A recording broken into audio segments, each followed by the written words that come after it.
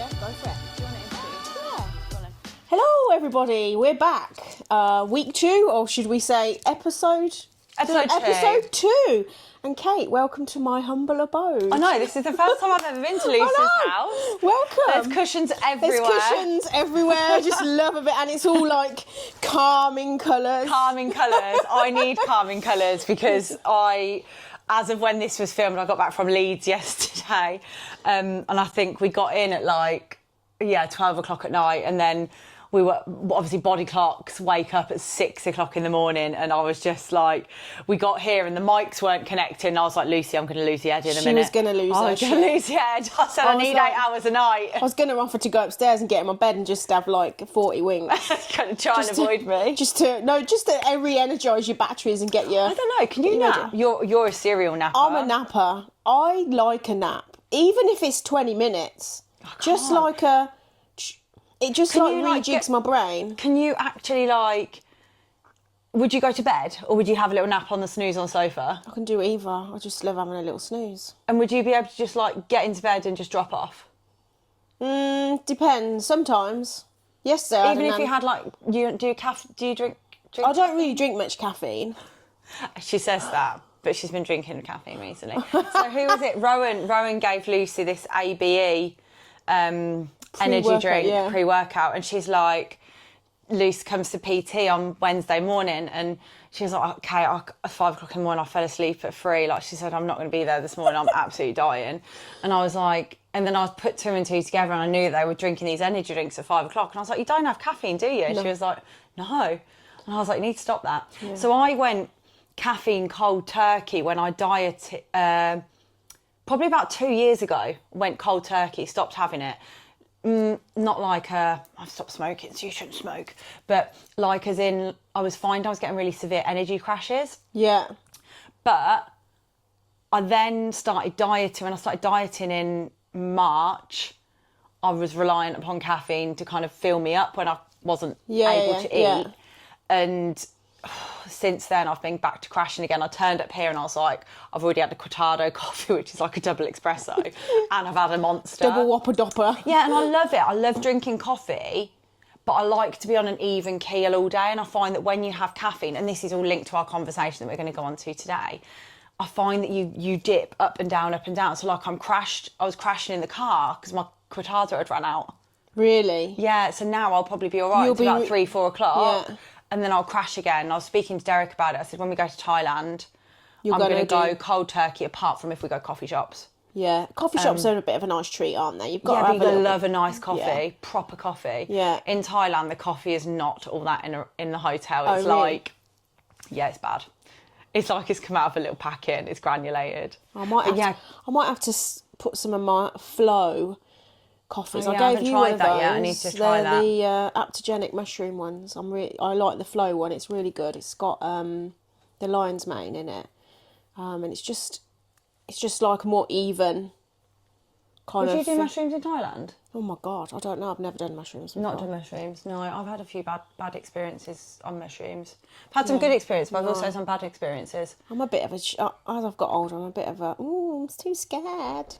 Oh, hello. I think there's somebody at the door. It's my Amazon parcel. Oh, they'll leave it outside. Do you need to get it? No. No? What have you ordered?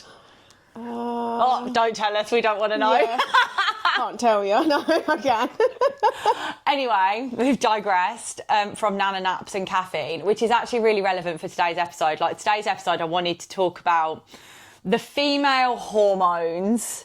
And it's not, the main one I wanted to talk about was menopause, but I just said to Lucy before we started, I don't want it to just be about women of that age. I want it to be about all women, because I don't think that the normal lady discusses their hormones enough. No. When Derek and I got together, he was like, fucking hell, I've never known anybody talk about their hormones as much as you do. And then also when John, my coach, he's like, he knows exactly where I am before I walk into the session. I'm like, I'm here, this is what's going to happen today, blah, blah, blah. I find that really interesting what you're saying, actually. And before you arrived, I was actually, you know what I'm like, on YouTube. Doing a bit of research. And there was a guy on there, can't remember his name, but he has scanned 150,000 brains. Okay. Men and women's. And he was saying the brains are significantly different. And I think men and women need to understand that, have some kindness around it, and just be very aware that our brains are different. Yeah, 100%. Biologically, we're different. We were brought in this world to do different things, but actually we complement each other, but we just have to understand what our differences are and kind of get around it. And I think that's huge. I think as we talk about it, like, I know we're going to talk about menopause, but I think we also need to talk about, like, just understanding each other when we're going through different hormones, because men's hormones peak and trough, right? Like testosterone and stuff like that. So obviously, one of the main things that I delve into obviously is, like, I always joke to my clients and say, oh God, I shouldn't say this out loud. This is going to be a Del comment. He's going to kill you. Del's not going to get in trouble. I'm not getting in trouble with Del yet. I love coaching men. Do you? Yeah, because... So you have more female? Probably 15% men, I would say. Sometimes it's a little bit more, sometimes a little bit less. But I love coaching men because they're on an even keel. Yeah, their brains are just logical. Really, and they get the results quick, don't they? They get results a lot quicker, yeah. Their testosterone, their testosterone is pretty much more of an even keel, whereas women... we do have to battle our hormonal cycle probably 2 out of 4 weeks of the month. Oh, definitely, yeah. Like, I would say personally, my ovulation symptoms can be more of a nutter around then than my luteal phase. Which bit is the luteal? I should know this. Okay, so ovulation is obviously... Hang on a minute, guys. We're going to do we're not doing menopause tutorial. I should know this. We're doing the period tutorial. I'm actually older than you. I should bloody know this. Okay, so you've got... I hope I get this right now. You've got day 1 of your cycle is the bleed. Yeah. Day 1 of your period is the day that you start bleeding. You'll then menstruate. Yeah. Bleed anywhere between 1 to 5 days, dependent on the person. Yeah. You then move into your kind of like moving then into what will be your ovulation phase, which is obviously your, hey, come get me, I'm ready. Yeah. I'm on heat. Whoop, whoop, whoop. So that's moving into ovulation phase. And ovulation, I personally feel that my symptoms can be anything from day 9 to day 14. So I would say, so like I the can 2 weeks in sometimes get bloating. We're going TMI today, guys. Bloating, I can have a really hungry day. I know the day I ovulate because I produce this really fucking gloopy discharge. Beautiful. And yeah, it's stunning. I'm like, that must be my little egg going out my body. Adios. Bye. Bye. And then you move into your follicular phase, which is like, you're fucking strong, you're capable, you're confident, you're in control of your feelings, you're like, yeah, I'm the best fucking version of myself. Badass. And then we move into our luteal phase, which is what we all feel is like the due-on stage of our period, where we're like, it's coming, I feel bloated, I feel swollen, I feel a little bit more sensitive, my anxiety could be a little bit higher. I actually find in my luteal phase, I sleep better though. Because...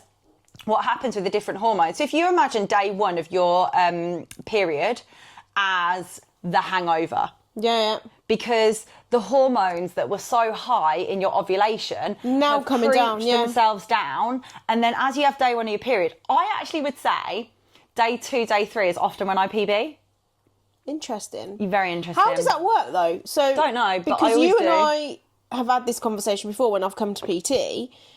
And I've said to you, oh, I've come on my period. And then I haven't done a very good set because I haven't felt as strong in myself. Totally. So it depends as well, because you've got to remember, like, when you're having your period, you're feeling quite vulnerable. Like, you're bleeding. Massively. You're inflamed. You're in protection mode, like survival mode, aren't you? And then as you then move into your ovulation phase, you're like, yeah, come at me, da da da. And there's actually like jokes and stuff to say that men, if you ever want to ask your girlfriend to do something, it's a pretty serious fucking thing you want to ask them, you should do it while they're in their follicular phase. So post-ovulation, just before they move into their because they're less luteal. emotional, more logical, and they're a bit more confident.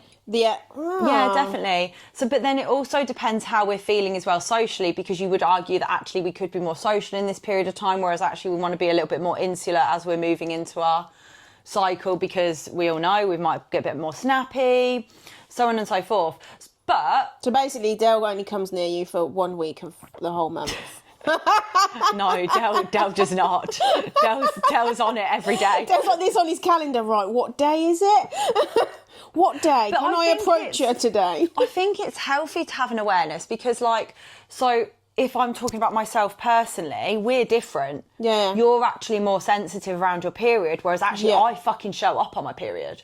Interesting. I'm actually like, I can turn up to John's on the heaviest day of my cycle and fucking smash it out the park. Yeah, no, I'm really I'm sensitive. uncomfortable.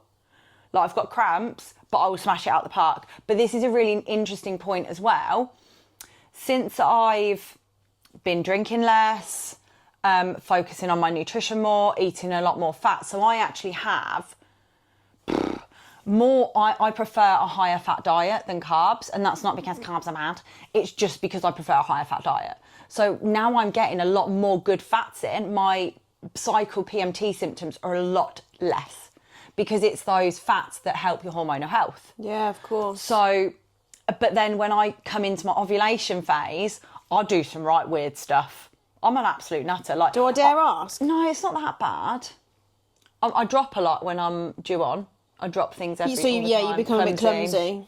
But then in my ovulation, I'll do weird stuff in the gym. Like, What's your brain like your memory or your cognitive type behaviours? Like, does everything function okay, or do you find like you're like, oh, like you drop things, but are you like, oh, I've put my car keys in the fridge or something stupid clumsy like that? when I'm in my luteal phase. What about you? What's your best and worst periods? Because your ovulation should be your best, because you're like, hey, come impregnate me. But actually, I would argue and be like, no. Don't. Yeah, so I think maybe similar, like the week before I'm due on is probably one of my most emotional. Like, I feel like it's a bit of a build up. And then once I'm actually on my period, it's like a bit of a release, but there's a sensitivity around it. I'm in survival mode. I feel really achy, actually. Yeah. Joint pain. Yeah, joint pain.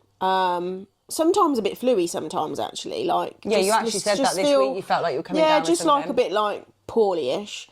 But then after that, once it's gone, then I'm in this, you can't touch me, I'm fine, I'm confident, I'm okay. Take on the world. Yeah, I can take on the world.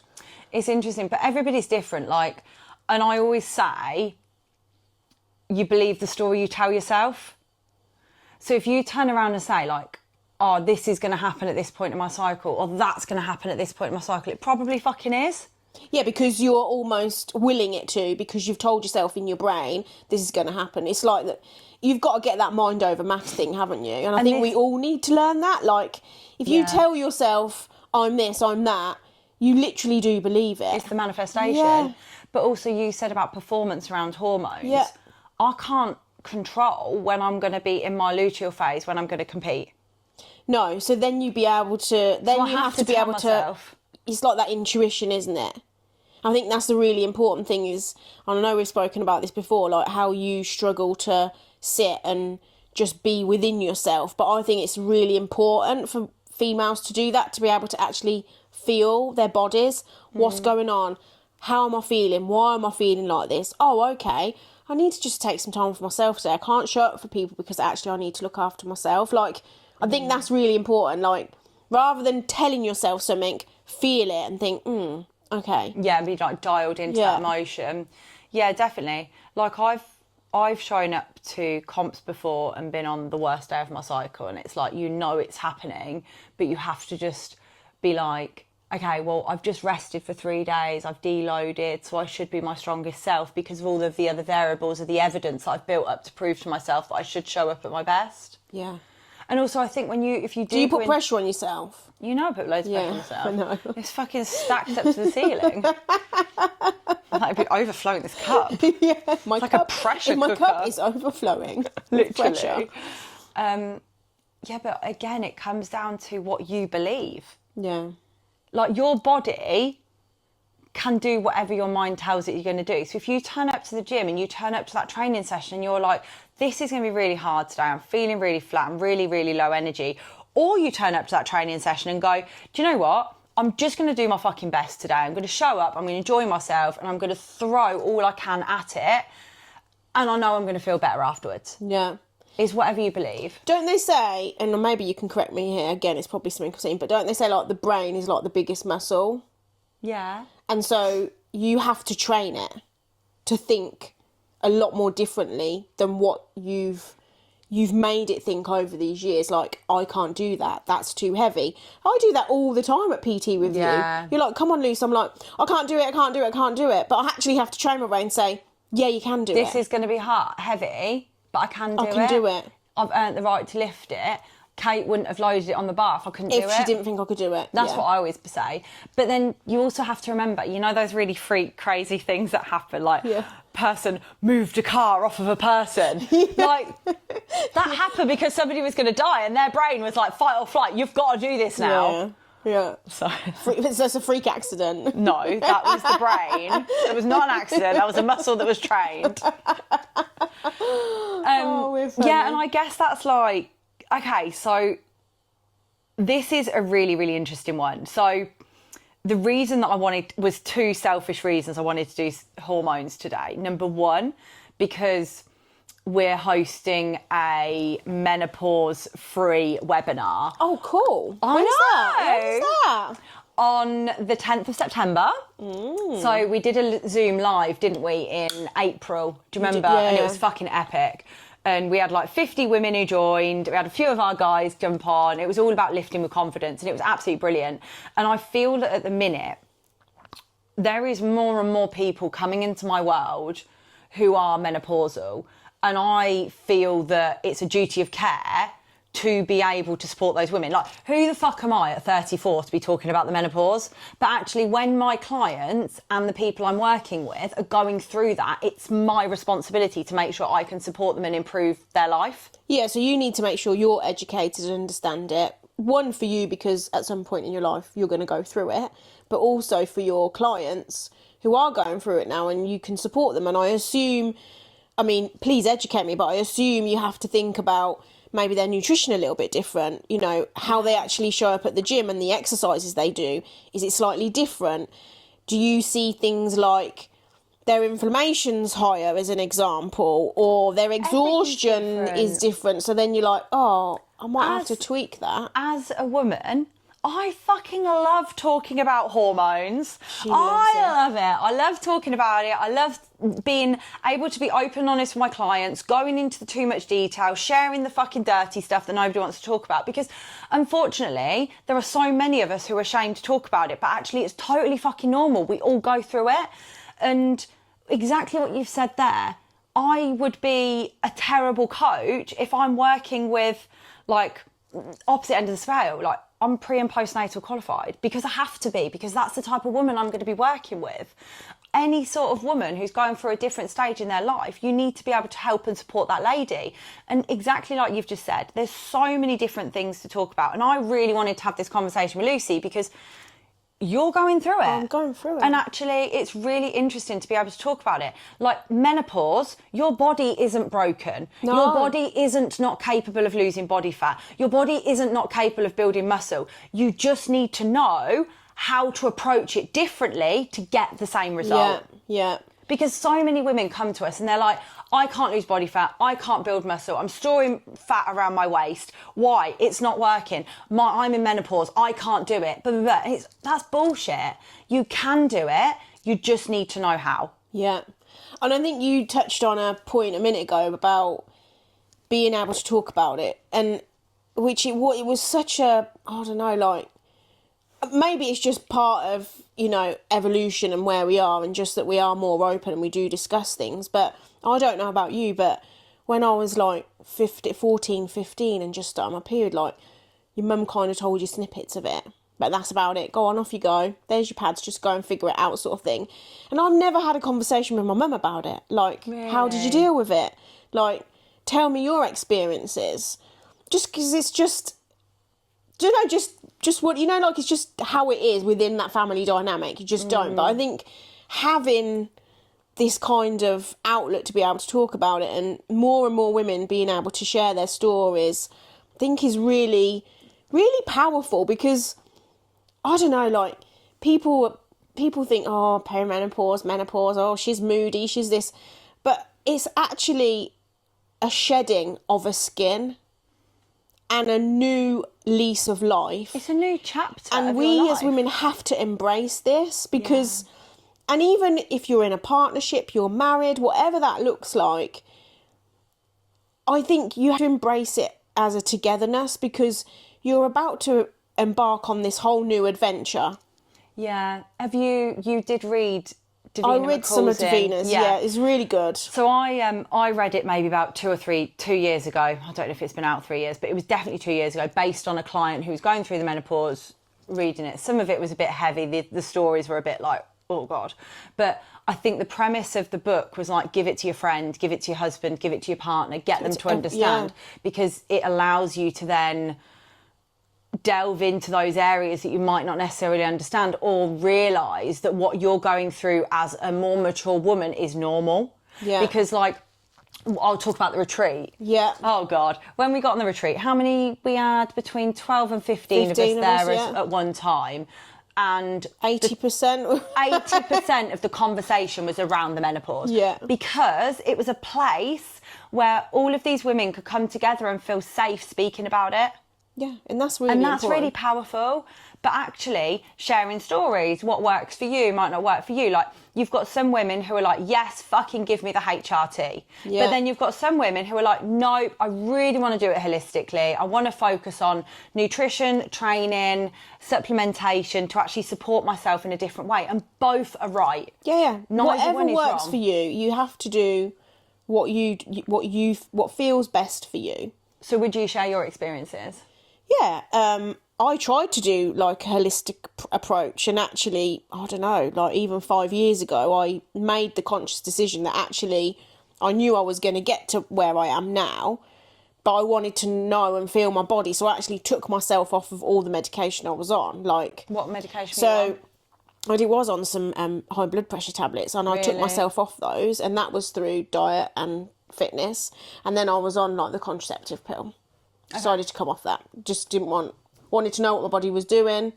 Yeah, I was saying, I went through, so I come off of contraception, that's not technically true, but I come off contraception around 30, and I'd been on hormonal pills since I was 15. Pills, implants, and I wanted to be myself. So I come off of it until I then got into another relationship, and I went for the copper coil. And I like the copper coil. Okay. Oh my God. I like the copper coil, apart from, this is a TMI story, but one of the probably 0.01% of people who fell pregnant on it. Okay, yeah. So was it that successful? No, but hey ho.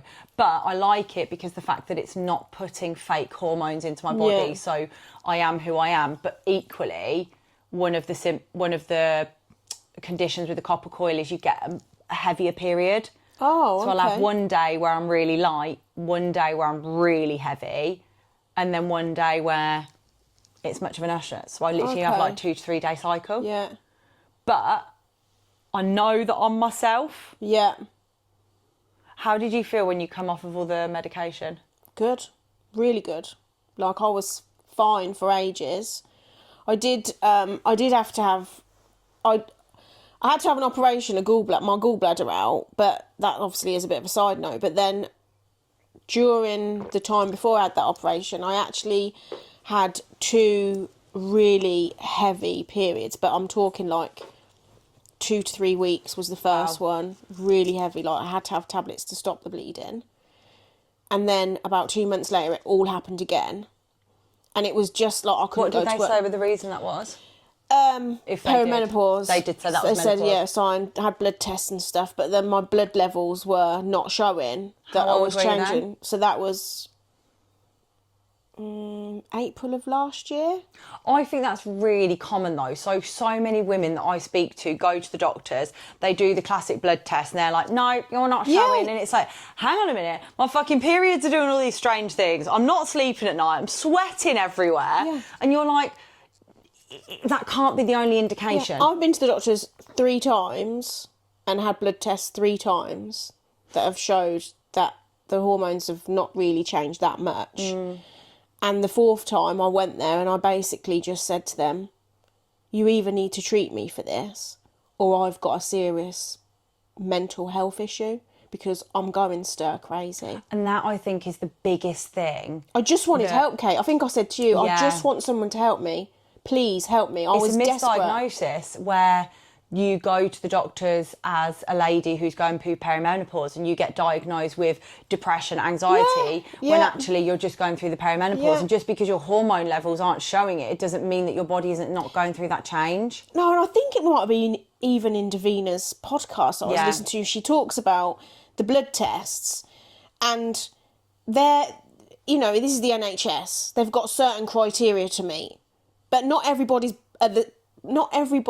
bodies are the same. So you can't necessarily measure people because people's hormone levels when they go in the door are different. Yeah, 100%. So your baseline is based on an average, not on that individual person. So does that make sense? Am I making sense what I'm saying? Yeah, it's exactly the same as BMI. Yeah. You can't turn around and Depending on a height and I'm overweight on the BMI. No way. I can't remember if I am now, but yeah, I've been overweight most of my life on BMI. Yeah. But I'm not. So yeah, they're measuring us against just governmental statistics. It's data trends, probably very outdated data. 100%. Data trends. 100%. But yeah, so we were talking, your question maybe about 5 minutes ago was around like the differences between women and what they would then need based on that time in their life. Yeah. So there's quite a lot of, and this is what I'll be going through in the webinar, there's quite a lot of like myths, isn't there, in the fitness industry about what you should and shouldn't be doing. And I think if you are a lady who's going through the menopause right now, some just real quick wins is number one, what I'm talking about a minute ago. Yeah. Healthy fats. Yeah. Making sure that you are including healthy fats within your diet, like olive oil, avocados, nut butters, nuts, seeds, oily fishes, because that's then going to support your hormone health. Mm-hmm. Flax seeds is another really good one. Chia seeds. Chia seeds are good, aren't they? 100%. I mean, I literally, if you... Nathan would love this, but I don't stop talking about vegetables. You need to include 8 to 12 different types of vegetables, 400 grams a day into your diet to make sure your tummy is healthy. Yeah. And that's the next thing. In terms of kind of like other things that we do with nutrition, we're talking at the beginning about a reduction in caffeine, a reduction in alcohol, a reduction in our hormonal symptoms, because processed foods, caffeine, alcohol are basically like pouring petrol onto a fire 100%. that is your hormones as a woman. Yeah. It's just literally, you're pouring it on and you're going to go woof. Yeah. Anxiety's higher, mood fluctuates more, sleep issues. Like if you're somebody who's really struggling to sleep at night and you're drinking caffeine, having alcohol and eating loads of processed food, fuck me, no wonder. You're never going to sleep. No, Yeah. you're never going to sleep. I know a couple of women actually who've completely stopped caffeine or gone decaf for that reason, because their anxiety just is through the roof with it. Yeah, Because they're 100%. going through the perimenopause. Yeah, and it's actually like we enjoy those things, but we have to make a decision about what we want to feel like. And actually, do we need to reduce the petrol to feel a little bit better, to reap that benefit? Yeah. And it isn't a quick fix. Like eating a load of fucking fish and cutting out caffeine and instantly going to fix all your problems. Sorry, but it's No, not. it's not, is it? But over a period of time, it really does. And I know when I'm not looking after myself as much, I'm eating a little bit too much cookie and I'm having a little bit too much wine, because the next month I'll have a really rough period. Yeah. The exercise thing, there's loads of myths here, because number one, women just need to be doing exercise because they enjoy it. Number two, there is an argument to say that like high intensity training, really vigorous cardio, lots of spin sessions, body combat classes, stuff like that, increases stress levels, increases cortisol levels, which is what we're trying to dampen down through the menopause, which is why, obviously, I'm going to promote strength training, aren't I? Of course. But why lower intensity, working on strength training is really powerful, because more mature women need to be building more muscle, because you're naturally going to have a decline in your muscle mass over time. Bone density declines, and actually putting that more muscle mass on, focusing on your protein, is going to give you a healthier body for longer. Yeah. What was the other one we were going to talk about as well? There was training, nutrition, processed food, alcohol, toxins, Sleep. Did we do? sleep routines. Yeah. Making sure that you include like a sleep routine. That's what really changes important. have you going through your journey at the minute that have helped your menopausal symptoms? So gym is a definite.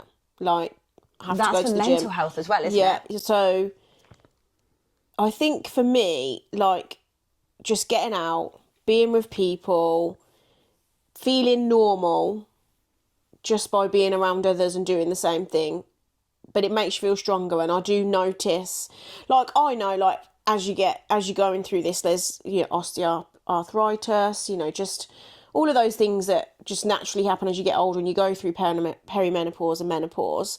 So it makes me feel good knowing that I'm protecting myself from these things. So there's like that confidence as well. No alcohol for me.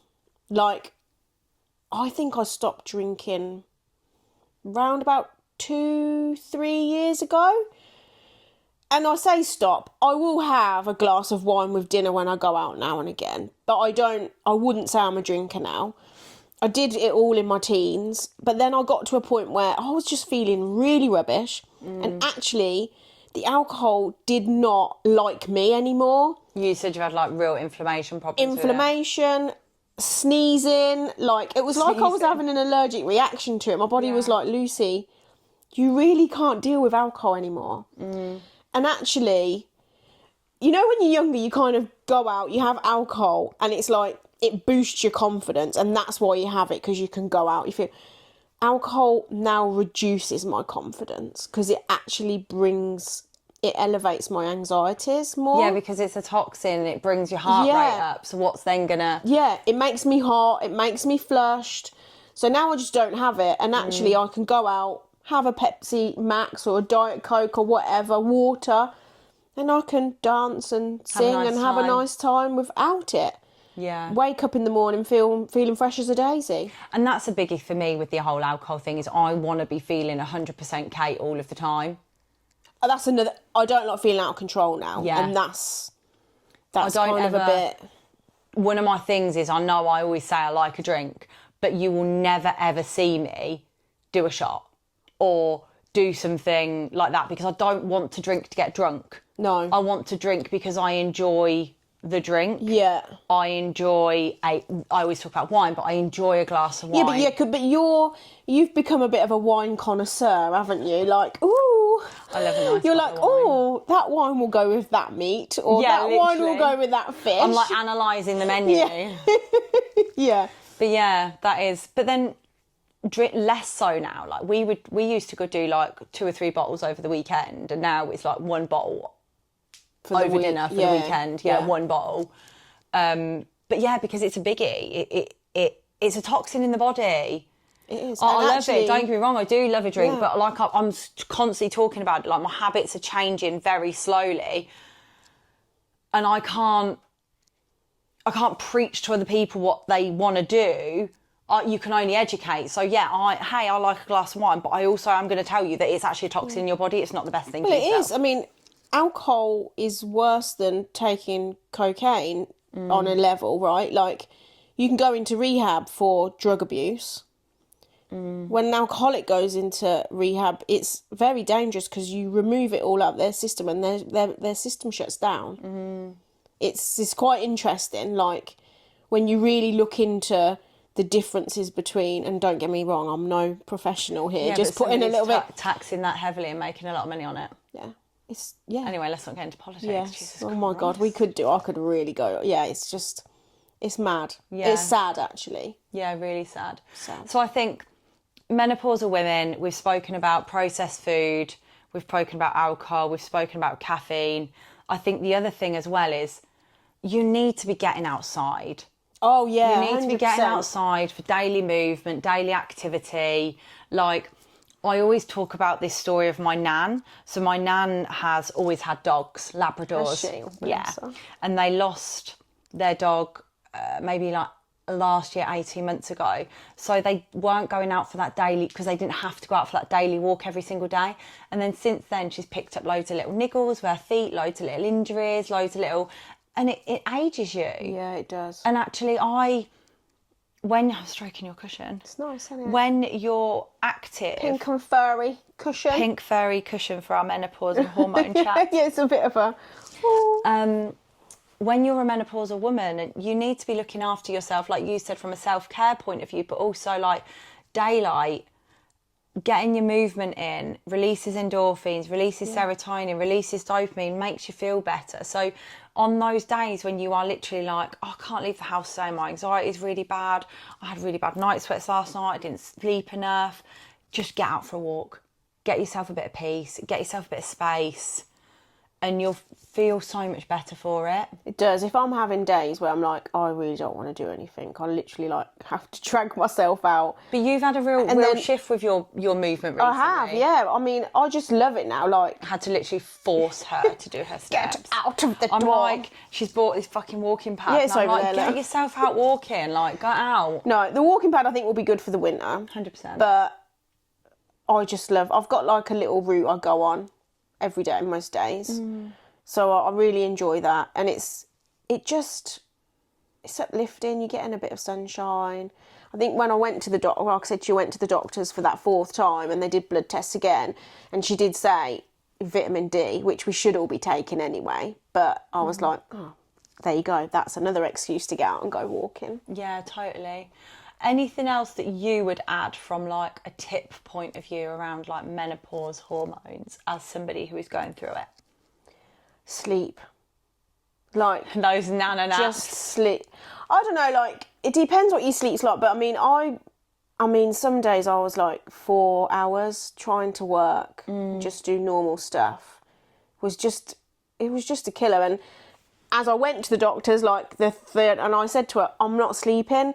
Like, you have to give me sleeping tablets because I'm literally crawling the walls. And she did, because she had to put me on blood pressure. She wanted me to check 2 weeks worth of my blood pressure. My blood pressure was all fine. Your blood pressure can also sometimes, sorry to interrupt you. No. Sometimes your blood pressure can be exacerbated by going to the doctors, because I've spoken to nervous, so aren't you? many women. They're like, oh, we're going to doctors. We're like, we think we've got this thing wrong with us. It's like, no, you're not wrong with you. You're going through the menopause or perimenopause. And it's like, you're like worried about it. You're like anticipating that result. You turn up at the doctor, they do your blood pressure, and they're like, fucking hell, your blood pressure's well high, love. And you're like, well, yeah, I'm scared. I'm really scared, you idiot. Yeah. So no, that was fine though. She did give me some tablets to help sort of kickstart me. But now I'm noticing, I mean, I have been put on the gel, which is great. And I don't know whether it was initially a placebo, but it works. My brain fog is like so much better. But yeah, my sleep, I really try to be strict with my sleep routine. Like, no phone for like an hour before I go to bed. I try to read a book, or I try to listen to some soothing, calming music or rain or something. And just try my best to have a cool room, actually. I'm not very good when it's hot, so I'll always have my window open but yeah, try and I think sleep for me is a biggie. The biggest like, thing. if someone disrupts my sleep and I haven't had those hours, I'm just horrible. Like me walking in there today. Just really horrible. And it's nobody's fault. It's my, you know what I mean? But I just need my sleep. Yeah, but I think we all do. Like, I do. I don't even think that's even a perimenopause thing, is it? I think just No. normal humans, if you don't sleep, you're just rotten. 7 to 8 hours sleep, because I hammer 20,000 steps a day. We've spoken about my busy brain. My brain doesn't shut off. Your My brain body is doesn't so shut busy. off. I need to be on the go all the time. I like to be on the go all the time. So when I have that 8 hours laying horizontal, I need to be rested, because then it's going to be, right, let's get up and go the next day. Yeah, because I said to you, didn't I, I think it was yesterday actually, oh, you need to watch this on YouTube. You were like, Luce, I haven't got time to watch it on YouTube. Give me an audio or a book, because you need to be taken away. Whereas something like YouTube, I think, is a little bit more stimulating, and you need to reduce that stimulation. Yeah, I need to be like, this is terrible, because I won't sit and watch it. I struggle to sit and watch something. Really? I like to listen to things. Yeah. When I'm out walking. Yeah, because that's just how I absorb information. Like, we spoke about being academic. Yeah. Like, I'm pretty dyslexic. So if you give me an online learning channel, I ain't going to do it. Like, the first episode we recorded of the podcast, we wanted to watch it back. We were excited. And then we sat watching it. I said, Luce, I can't do this.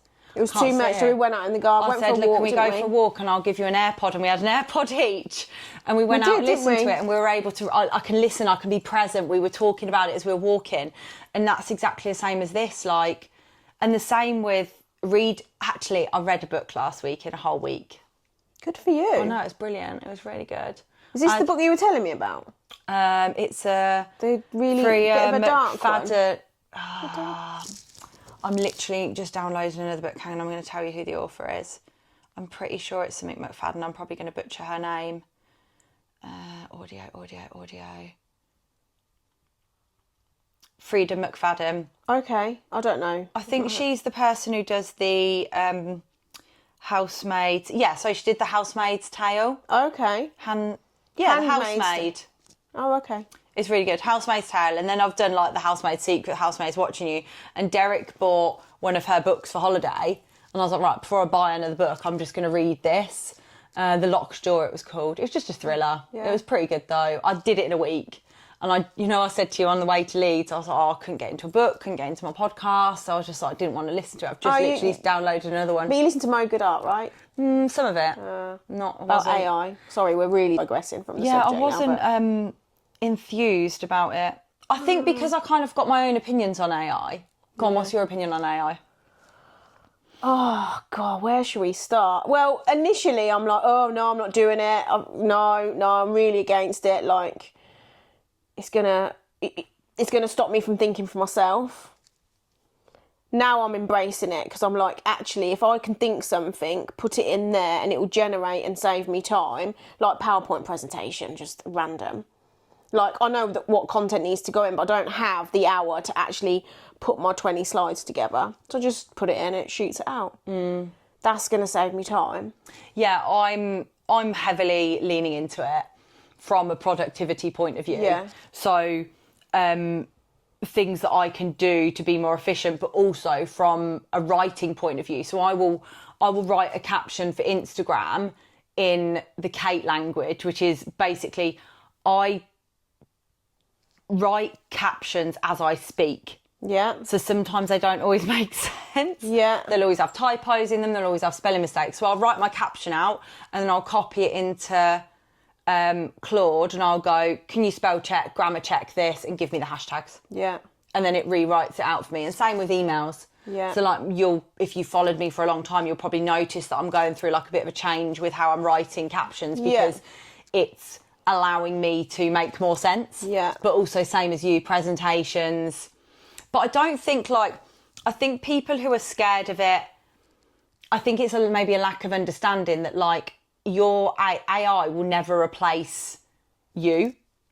So like for what we do in terms of like the community, the team environment, the personalisation, the getting to know people, the having the conversations, the coaching from a personal point of view, it won't be able to replicate that. No. But what it will be able to do is make our job easier. Yeah.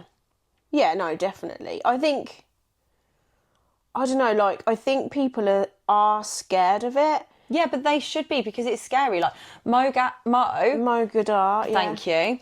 He basically, on his first episode with Stephen, was like, fucking AI is going to take over. It's going to take over the world. It's really dangerous. And then this episode, he was like, no, we've got to like go in with the AI. Yeah. Da, da, da. And he was saying like how businesses will now become more community focused, which I think is great. Yeah, I listened to him. And that's really interesting, because originally AI was going to like stop. We thought like it was going to make people more insular, because, you know, you can just chat and have a conversation with AI, right?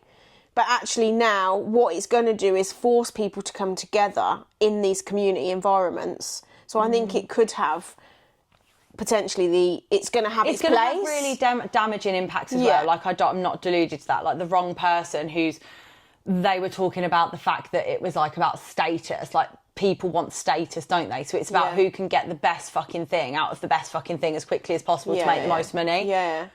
And that is dangerous, but we've got that in the world That's already here, yeah. It's already here. AI is just going to exaggerate. I can't. Exacerbate. Yes, that is the word I was looking for. So yeah, no, I totally agree there. But I don't know. We talked about this when we was out for food a couple of weeks ago. Bobby, bless her. I love Bobby. But people will go into university, obviously, but you can use AI. But I actually feel like that then gives people a level playing field, because what you actually now need to do is learn how to talk to AI to get the results that you want. So that's the specialism you need. You need to be able to feed AI with the right information to it to generate if you put output. a shit prompt into AI, you're going to get a shit reply. Like fitness coaches, I fucking know when you're using ChatGPT to write your captions, it's embarrassing. Like, have a brain. Really? Is it bad? It's so fucking obvious. Like, if you say to ChatGPT, right, I want to... I'm a female online coach. I work with clients to help them regain confidence, regain strength, blah, blah, blah, blah. And you just ask it to say, write me a caption on how my client could lose 10 kg, give me 5 tips. It will chuck that out, but it will sound like AI. Whereas actually, if you're like, hey, write this caption in this tone of voice, authentic, direct, but you've also given it some information on how you speak, it will then be able to learn how you speak and then throw the caption out in that way. Yeah. Which is what you want. You want it to mimic how you would authentically come out with things.